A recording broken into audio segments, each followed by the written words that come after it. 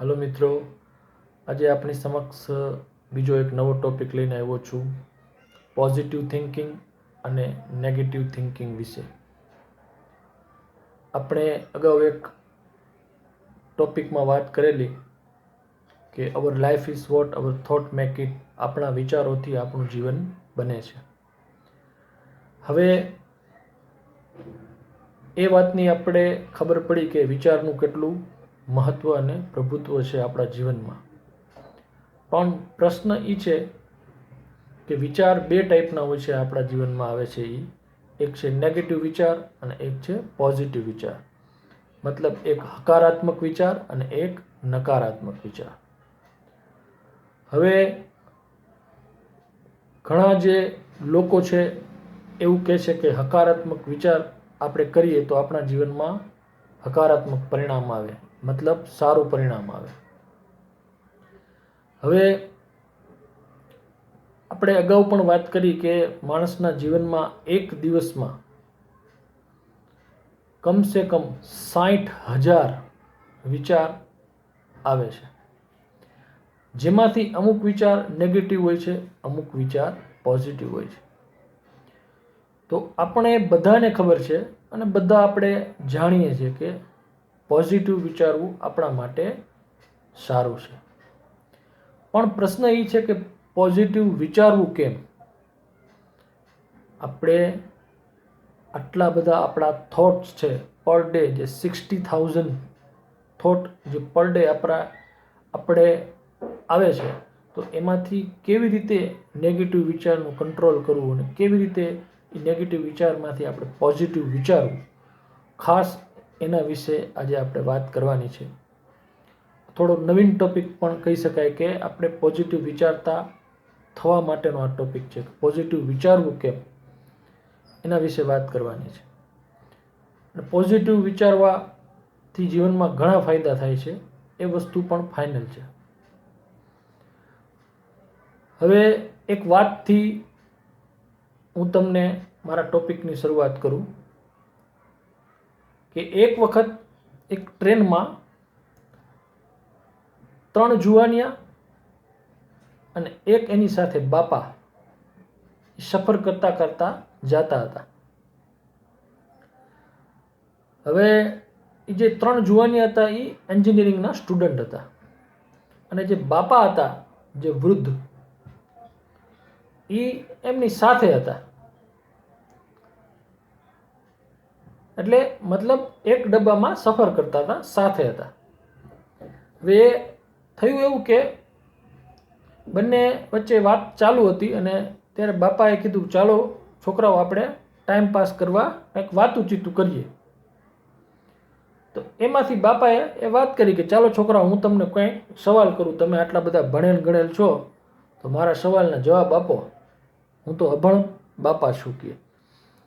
ત્યારે છોકરાઓ કે કાંઈ વાંધો નહીં બાપા, કરો સવાલ તમે, પણ એમ નહીં કે આપણે શરત કરી, ચાલો કે કાંઈ વાંધો નહીં, બોલો શું શરત રાખશું? બાપા કે જુવાનિયા, તમે જો મને મારા આ સવાલનો જવાબ આપો તો હું તમને ત્રણેયને 1,000 રૂપિયા આપીશ, નહીં તો તમારે ત્રણેય મને 1,000 રૂપિયા આપવા. જુવાનિયા કે કાંઈ વાંધો નહીં બાપા, કયો તમે શું તમારો સવાલ છે? ત્યારે બાપા જુવાનિયાને એક સવાલ કરે છે કે છોકરાઓ, અંજવાળામાં કઈ વસ્તુ ન દેખાય? અંજવાળામાં કઈ વસ્તુ ન દેખાય? જુવાનિયા મૂંઝાણા, ઘણું વિચાર્યું, ઘણું મન મંથન કર્યું, અડધી કલાક થઈ ગઈ, પણ જુવાનિયાને જવાબ ન મળ્યો.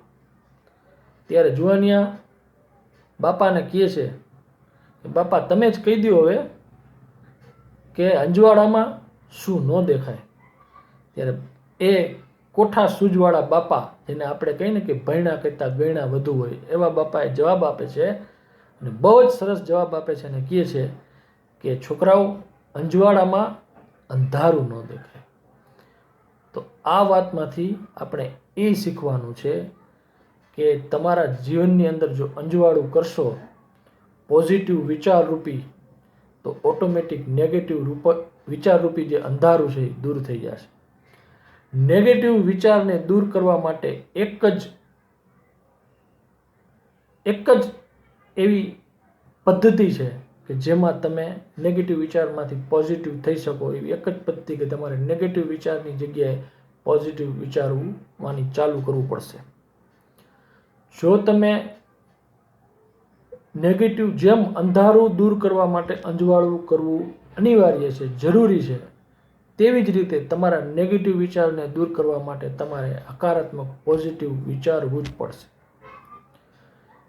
જેમ લાઇટ બંધ થાય અને અંધારું થઈ જાય એવી જ રીતે તમારા પોઝિટિવ વિચારનું વાંચન, પોઝિટિવ વિચાર સાંભળવાનું, પોઝિટિવ વિચાર, કોઈ આર્ટિકલ, કોઈ ન્યૂઝ, કોઈ મોટિવેશનલ સ્પીચ, કોઈ પણ રીતે તમે હકારાત્મક બહારથી જ્યાં સુધી તમે વાંચન કે રીડિંગ કે લિસનિંગ કે સાંભળવાનું એ મૂકી દો એટલે ઓટોમેટિક નેગેટિવ વિચાર થવાની પ્રક્રિયા ચાલુ થઈ જાય છે.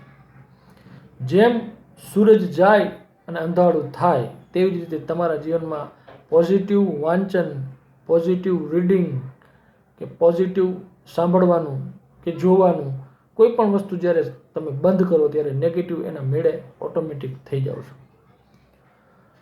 તો એક જ વસ્તુ છે કે અંધારું દૂર કરવા માટે અંજવાળું કરવું પડે. એવી જ રીતે તમારે નેગેટિવિટીમાંથી બહાર જવા માટે પોઝિટિવિટી તરફ જવું પડશે. જેમ અંધારું દૂર કરવા માટે લાઇટ ચાલુ કરવી પડે, એવી જ રીતે નેગેટિવિટી દૂર કરવા માટે તમારે positive thought, positive reading, positive listening આ બધી ઉપર ધ્યાન દેવું પડશે. જેમ આપણે કોઈ પણ ખેતરમાં પાક વાવીએ તો ભેગું નિંદામણ ઉગી નીકળે, તો એ જો નિંદામણને તમે કાપો નહીં ને તો એ પાકને નુકસાન કરે. તો એવી જ રીતે આ નેગેટિવિટી છે એને તમારે દૂર કરવું જ પડશે. તો જ તમારી જે ગ્રો છે, તમારો વિકાસ છે એ ત્યારે જ થશે.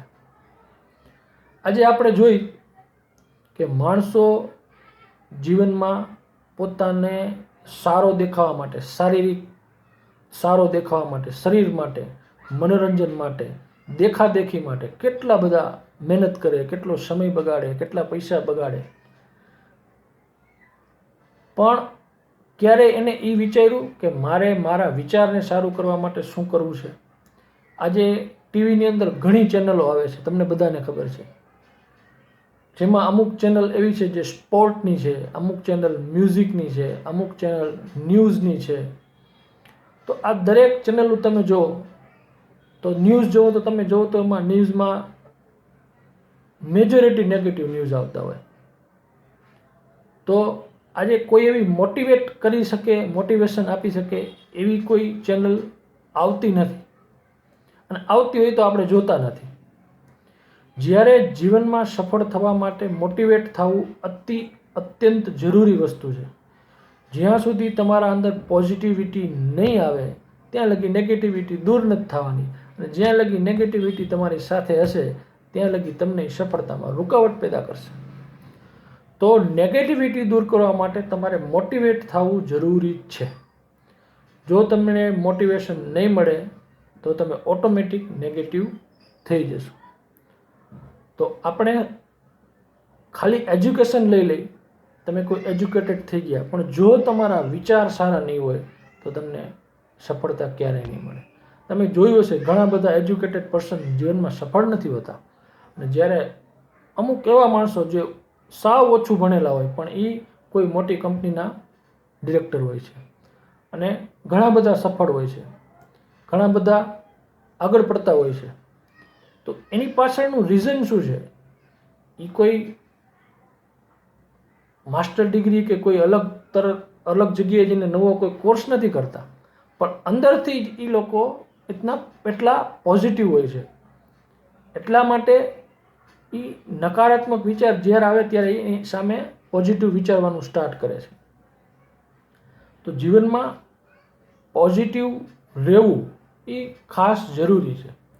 અમુક એવા હું પોઈન્ટ પણ તમને કહીશ કે જેના માટે તમારે પોઝિટિવ થોટ કેવા રાખવા જોઈએ જેથી કરીને આપણે હંમેશા અંદરથી ઉત્સાહિત રહે. ઉત્સાહ એવી એનર્જી છે જે તમને સક્સેસ તરફ ગતિ કરાવે છે.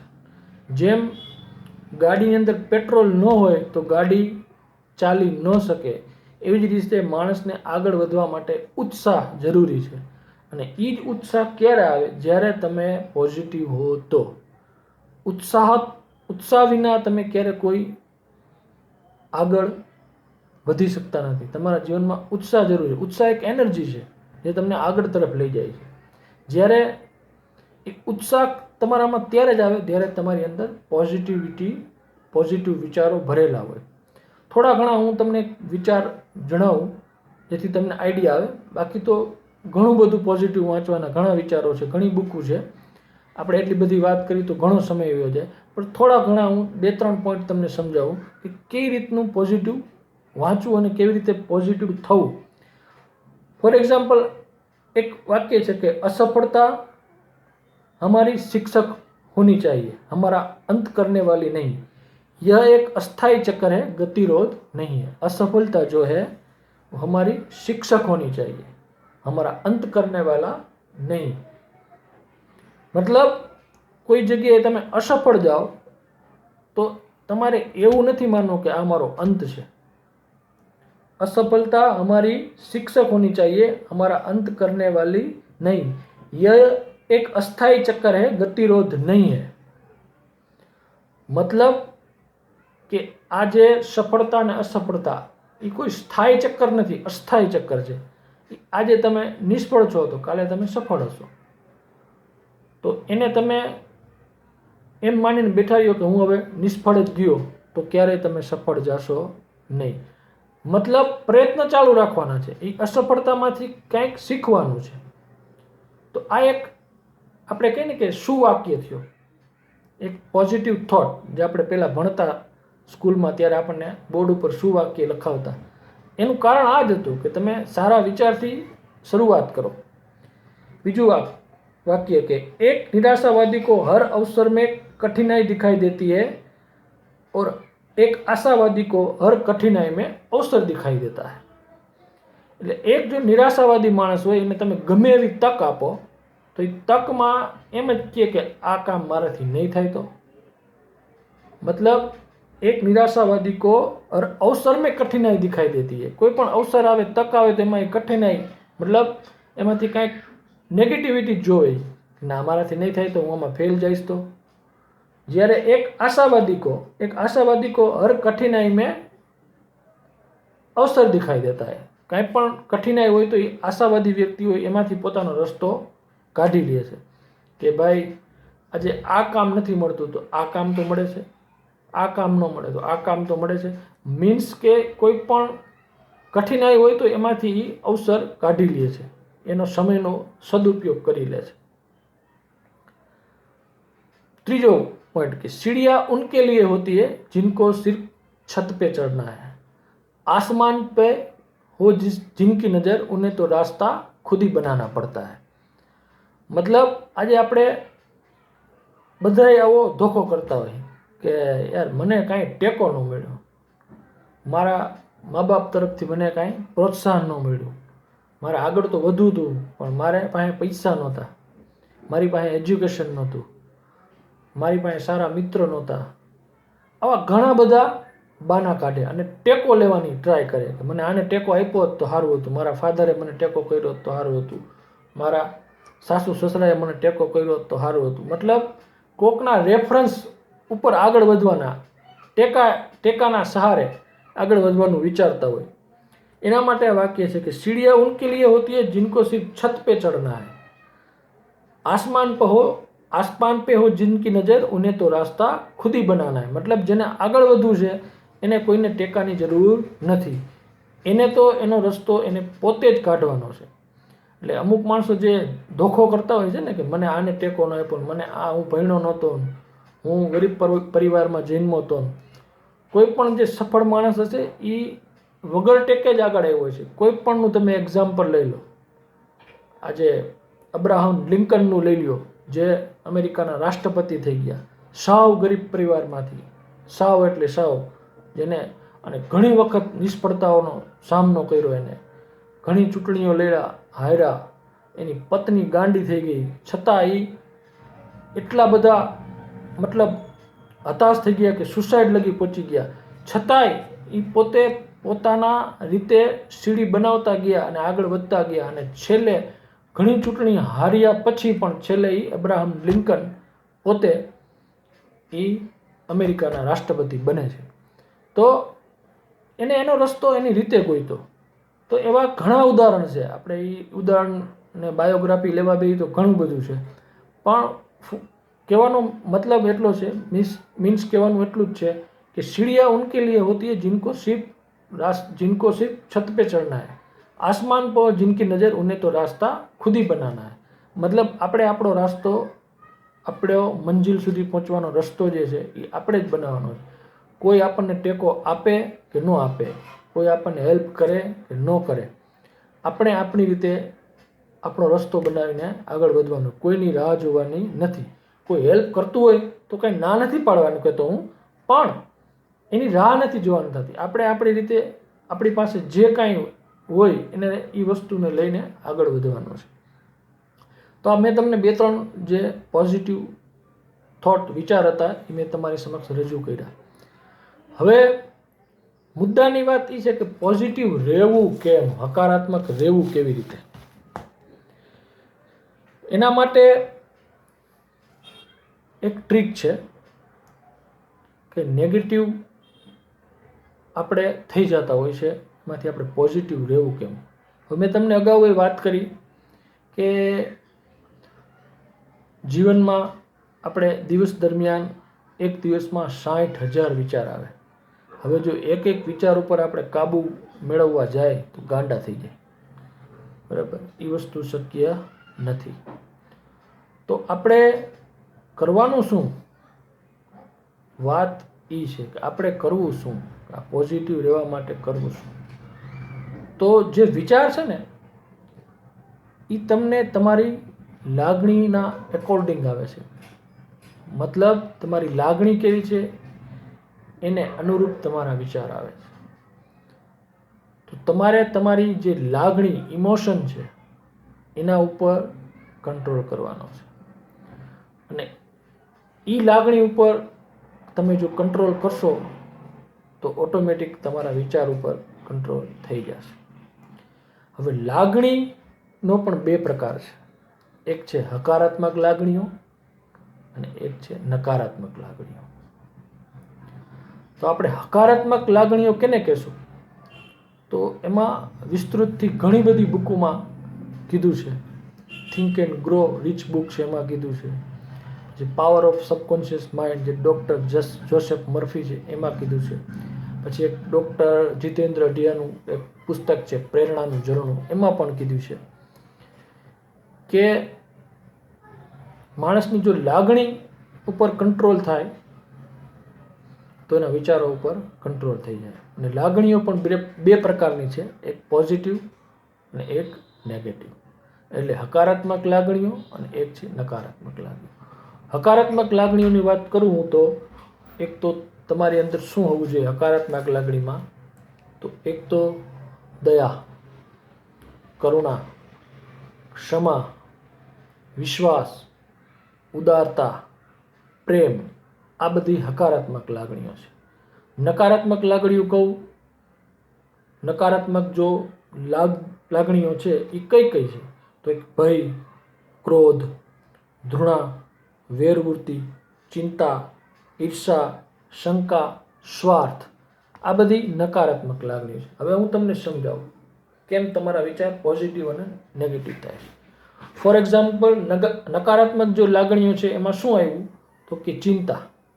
હવે તમે જેવું ચિંતા, કોઈ પણ વસ્તુની ચિંતા શરૂ થાય એટલે તમને નેગેટિવ વિચારનો ઢગલો ચાલુ થઈ જાય.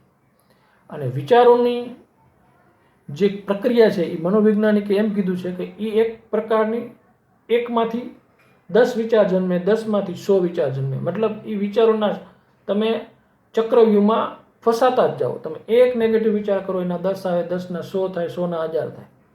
તો એમાં ને એમાં એ તમે જે એની જે વ્યૂહરચના છે વિચારોની અંદર તમે ખોવાઈ જાઓ. ક્યારેક એવું બને કે મારો પહેલો વિચાર શું હતો, આપણે વિચારતા શું હોય અને છેલ્લે ક્યાં પહોંચી જાય એની આપણને ન ખબર હોય. તો ઇમોશન, તમારી લાગણી, ચિંતા આવી તો અંદર નેગેટિવ વિચાર આવવા માંડ્યા. ભય, કોઈ વસ્તુનો ભય આવ્યો, ઓટોમેટિક નેગેટિવ વિચાર આવવા માંડ્યા. બરાબર, એમાં 100 વિચાર આવે ને 500 વિચાર આવે ને 1000 વિચાર આવે, એકવાર ભય આવે. કોઈ ઉપર ક્રોધ, વેરવૃત્તિ કઈ, ઓટોમેટિક કોઈ વ્યક્તિ યારે તમારે વેર છે ની સામો આવેલો હોય, ઓટોમેટિક તમે નેગેટિવ થઈ જાઓ. કોઈએ કાંઈ ન કહ્યું, તમે ખુશ મિજાજ હો, મસ્ત હો, પ્રસન્ન ચિત્ત હો, અને કોઈ એવો તમારો દુશ્મન સામે આવી જાય તમને એમ થાય ઓહો આ ક્યાં આવી ગયો સામે, તમે આખા નેગેટિવ થઈ જાઓ. તો વેરવૃત્તિ, આ નકારાત્મક લાગણીઓ છે. એવી રીતે હકારાત્મક લાગણીઓ, ફોર એક્ઝામ્પલ પ્રેમ, તમે કોઈને તમારા બાળકોને પ્રેમ કરતા હો, ઓટોમેટિક તમે પોઝિટિવ થઈ જાઓ. તમે દયા, કોઈને આપણે કોઈ મુશ્કેલીમાં હોય ને આપણે એને હેલ્પ કરીએ, એના પર દયા કરીએ તો આપણને ઓટોમેટિક અંદરથી પોઝિટિવ એનર્જી આવવા માટે. કોઈને આપણે માફ કરી દઈએ, કોઈ આપણે આગળ માફી માંગવા આવે ને માફ કરી દે. ક્યારેક એવું બને કે આપણે માંગવા ન આવે ને આપણે એમને મનથી માફ કરી દઈએ તોય આનંદ આવવા માંડે કે ભાઈ હશે હવે જે થયું લેટ ગો કરી દે, ક્ષમા જેને કહી. પછી વિશ્વાસ કે થશે થશે ને થશે. તો આ બધી જે લાગણીઓ છે, વિશ્વાસ છે, ક્ષમા છે, પ્રેમ છે, દયા છે, ઉદારતા છે, આ બધા જે લક્ષણો છે એ બધા હકારાત્મક છે. તો આપણે હવે કરવાનું શું છે, તો આ વસ્તુ ઉપર વધારે ધ્યાન દેવાનું છે કે આપણે જે કાર્યો કરી છીએ એમાં આ કેટેગરીને ધ્યાન રાખીને કરવાની છે. તો તમે પોઝિટિવ અને નેગેટિવ વચ્ચેનો ભેદ સમજી શકશો કે મારે વિચારને તમે કંટ્રોલ નહીં કરી શકો પણ આ બધી લાગણીને કંટ્રોલ કરી શકશો. ફોર એક્ઝામ્પલ, તમને કોઈ પ્રત્યે ક્રોધ આવ્યો, એ ક્રોધને તમારે કંટ્રોલ કરવાનો છે. અને એ કંટ્રોલ કેવી રીતે કરવાનો? માની લો કે ક્યારેક એવું બને કે ભાઈ આ કોઈ વ્યક્તિમાંથી ક્રોધ કરવો જ પડે. કોઈ આપણો માની લો કોઈ એવો લેબર છે, કોઈ વસ્તુ છે જેને આપણે ગુસ્સો થઈને કહેવું પડે, તો એને આપણે ક્રોધને કેવી રીતે કંટ્રોલ, એને કન્ટિન્યુ નથી રાખવાનો. તમારે એવી રીતે માનવાનું કે હું કોઈ મૂવીનું એક કેરેક્ટર છે, મારું કોઈ પાત્ર છે કે મારે વિલન છું, મારે એ ક્રોધ કરીને મતલબ એને ખીજાઈને ગુસ્સો કરીને કે મારીને આવતું રહેવાનું. પછી વિલન હોય એ ક્રોધ કરે, પછી જ્યારે શૂટિંગમાંથી પાછો જે મૂળ સ્થિતિમાં આવે ત્યારે એના માઇન્ડમાં એ ક્રોધ નથી હોતો. ત્યારે એ જેની યારે ફાઇટ કરતો હોય હીરો હારે, એની યારે જે હાથ મિલાવીને ચા પીતો હોય. તો આપણે આ વસ્તુ વિચારવાની છે કે કદાચ ક્રોધ આવે તો એ ટેમ્પરરી કે કરવો પડે એમ છે કે ભાઈ આને મારે સમજાવવું જ પડે એમ છે, પણ પછી એ વસ્તુ સંપૂર્ણ ભૂલી જવાની કોશિશ કરવાની. શરૂઆતમાં અઘરું પડશે પણ એ વસ્તુ થઈ જશે. શંકા થતી હોય તો શંકાને તમે સમાધાન કરી લો, મતલબ એને લોંગ ટાઈમ સુધી ન રહેવા દો, કેમ કે એ તમને નેગેટિવ વિચારમાં સતત રાખ્યા જ રાખશે. શંકા જ્યાં લગે છે ત્યાં લગી તમને 1ના 10, 10ના 100 નેગેટિવ વિચાર આવતા રહેશે. તો તમારે આ ઇમોશન ઉપર કંટ્રોલ કરવાનો છે. જો તમારે આ પોઝિટિવ વિચારવું કેમ, જો એ જ જાણવું હોય તો આના માટે થઈને તમારે તમારા ઇમોશન, લાગણીઓ ઉપર કંટ્રોલ રાખવો પડશે. મેં તમને કહી દીધી કે કઈ હકારાત્મક લાગણી છે અને કઈ નકારાત્મક લાગણી છે. હકારાત્મક લાગણી ફરીથી કહી દઉં કે પ્રેમ છે, દયા, ક્ષમા માંગવી, કરુણા, કૃતજ્ઞતા મતલબ આભાર, થેન્ક્સ કહેવો, શુક્રગુજાર રહેવું, આનંદમાં રહેવું, આ બધી વસ્તુ, કોઈ પણ કારીગરીમાં વિશ્વાસ રાખવો, આ બધી પોઝિટિવ હકારાત્મક લાગણીઓ છે. જ્યારે નકારાત્મક લાગણીમાં ભય, ચિંતા, ઈર્ષા, પછી શંકા, ક્રોધ, આ બધી જે લાગણીઓ છે એ બધી લાગણીઓ છે એ નકારાત્મક લાગણીઓ છે. તો આપણે કોઈકની વાતમાં ઈર્ષા કરતા હોય કે આને ગાડી લીધી ને મારે એના કરતાં ગાડી નાની છે, કોઈ પણ રીતે આપણે એકબીજાની ઈર્ષા કરતા હોય તો ઈર્ષા તો હંમેશા કરવાની જ નહીં, કેમકે ઈશ્વરે બધાને યુનિક બનાવ્યો છે અને દરેકને ઈશ્વર રોજી દેવા માટે બંધાયેલો છે. તો બધાની ક્ષમતા મુજબ ઈશ્વર બધાને આપતો જ હોય છે. તો એના કિસ્મતનું એને મળશે, આપણા કિસ્મતનું આપણને મળશે. આપણા જે મતલબ આપણી જે શક્તિ છે એ પ્રમાણે આપણને કુદરત દેશે. આપણી જે કાર્ય કરવાની ક્ષમતા છે એ પ્રમાણે ઈશ્વર આપણને દેશે. એટલે જે ઈર્ષા છે, મેજોરિટી માણસોને ઈર્ષા પણ એક નેગેટિવનું મોટું રીઝન છે. અદેખાય સારું કોઈનું જોઈ જ ન શકે, હગા ભાઈનું સારું ન જોઈ શકે, સારા મિત્રોનું સારું ન જોઈ શકે. અરે ભાઈ કેમ, શું કામ ઈર્ષા કરો છો? ને એક ખાસ યાદ રાખજો, ઈર્ષા તમે એની જ કરશો જે તમારો નજીકનો હોય. ફોર એક્ઝામ્પલ, તમારો ભાઈ હોય, તમારો કલીગ હોય, તમારો સંબંધી હોય, એની જ તમે ઈર્ષા કરશો. મતલબ જેને તમે ઓળખતા હશો એની જ ઈર્ષા કરશો. આ એક જોવા જેવી વાત છે. કોઈ અજાણ્યો વ્યક્તિ હશે એની તમે કોઈ ઈર્ષા કરી નહીં કરી. ફોર એક્ઝામ્પલ, તમારો કોઈ કોમ્પિટિટર હશે, એને કોઈ સારી ગાડી લીધી, તમને તરત ઈર્ષા થશે કે આહો આને તો BMW લઈ લીધી. પણ કોઈ વટે માર્ગું તમારા આગળ રોલ્સ રોયલ નીકળી જાય તો તમને ઈર્ષા નહીં થાય, કેમ કે તમે એને ઓળખતા જ નથી. તો આપણે ઈર્ષા એ પાછા કેની યારે કરી છે? જેને આપણે ઓળખી છે. અરે ભાઈ એમાં ઈર્ષા કરવાની નથી. કારણ કે આજે આપણા મિત્રે કોઈ સારું વસ્તુ લીધી છે તો એ આજે નહીં તો કાલે આપણને, ચાલો આપણને આપશે નહીં તો કાંઈ નહીં, આપણે કોઈક દી બિહાર છે તો ખરા એમાં. તો ઈર્ષા જે છે એ મેજોરિટી માણસને, જે આ વસ્તુની જેને ખબર નથી, એ ઈર્ષાને કારણે ઘણો બધો નેગેટિવ થઈ જાય છે. અને કેમ એને નીચો પાડવો એમાં જેના વિચારો હાલ્યા રાખતા હોય છે કે આને મારે કેમ નીચો પાડવો. જ્યારે વિચારવાનું હોય છે એ વિચારતો નથી કે ભાઈ હવે મારે કેમ આગળ વધવું, મારા જીવનમાં કેવી રીતે મારે ગોલ બનાવી, સ્ટેપ બનાવીને આગળ વધવું. એ વિચારવાને બદલે એ એવું વિચારતો જાય છે કે આને મારે કેમ પાડવો. તો એ છે ઈર્ષા. તો બસ આપણે આપણી લાગણીઓને કંટ્રોલ કરવાની છે. તો ઓટોમેટિક તમારા જે થોટ છે એના ઉપર તમારું કંટ્રોલ આવી જશે. બાકી દિવસ દરમિયાન 60,000 વિચાર આવે છે, એના ઉપર આપણે કંટ્રોલ કરી શકતા નથી. પણ આપણે આપણા ઇમોશન, આપણી લાગણી ઉપર આપણે કંટ્રોલ કરી શકીએ છીએ. તો મિત્રો છેલ્લે મારે તમને એક જ વાત કહેવાની કે પોઝિટિવ અને નેગેટિવ વિચાર ઉપર આપણો જે ટોપિક હતો, તો કોઈ પણ નેગેટિવ વિચાર જ્યારે આવે ને મિત્રો, ત્યારે તમામ મનોવૈજ્ઞાનિકો એવું કીધું છે કે કોઈ એક નેગેટિવ વિચારની સામે એક પોઝિટિવ વિચાર 100 ગણો પાવરફુલ છે. મતલબ તમારે નેગેટિવ વિચારથી ગભરાવાની જરૂર નથી. કોઈ એક નેગેટિવ વિચાર સામે તમે એક પોઝિટિવ વિચાર કરો તો એની પાવરફુલ નેગેટિવ વિચાર કરતાં પોઝિટિવ વિચાર 100 ગણો પાવરફુલ છે. માટે માણસે હંમેશા બને ત્યાં સુધી તમારા ઇમોશન ઉપર કંટ્રોલ રાખી, લાગણી ઉપર કંટ્રોલ રાખી અને નેગેટિવમાંથી પોઝિટિવ વિચાર કરતું થવાનું છે. નમસ્કાર.